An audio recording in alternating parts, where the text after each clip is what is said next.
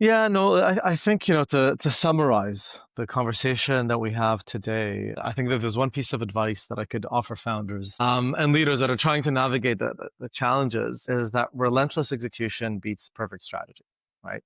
Um, you take some examples like WhatsApp, which was actually status update, or even YouTube. YouTube started off as a dating website. And people forget that, right? Instagram Yep. started off as a location app, right?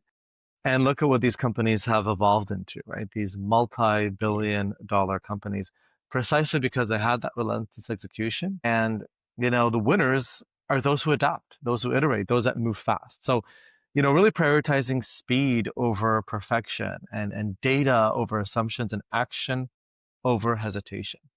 I think it's important not to fear failure, but to really build a culture that embraces change. Stay obsessed with solving real problems, and you will have what it takes to hit unicorn status. So, Michelle, I wanted to thank you for today. Really enjoyed sharing some thoughts with you, um, and Thank you looking to forward to you. continuing these conversations. Yes, I guess we need to continue it because today we have unpacked a lot of information. I need to watch the recording, I guess, as well, 2 times to get the notes of all the stuff that we have discussed. In the future, I would like to have also more discussion with you because I'm pretty sure the company that you have onboarded now, they are new unicorns. I would like to understand with you better in the future how in the age of AI, you were able to build the new unicorns, not chasing the hype, but creating new unicorns, leveraging the new technology that is AI. And this is a beautiful topic that I will to discuss with you.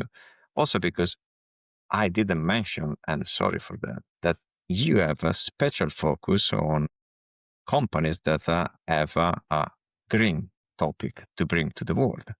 So this is something, my opinion, that in the future will be a major factor of success because looking at the energy demand of the data center for the crypto, Web3, and AI, having green energy, it could be, and in my opinion, it will be the tool that democratizes the world. Because imagine a world where energy is in abundance and not in scarcity. We don't have a third world anymore because everybody will be with the energy to do new stuff and find a new way to bring the new technology to everybody.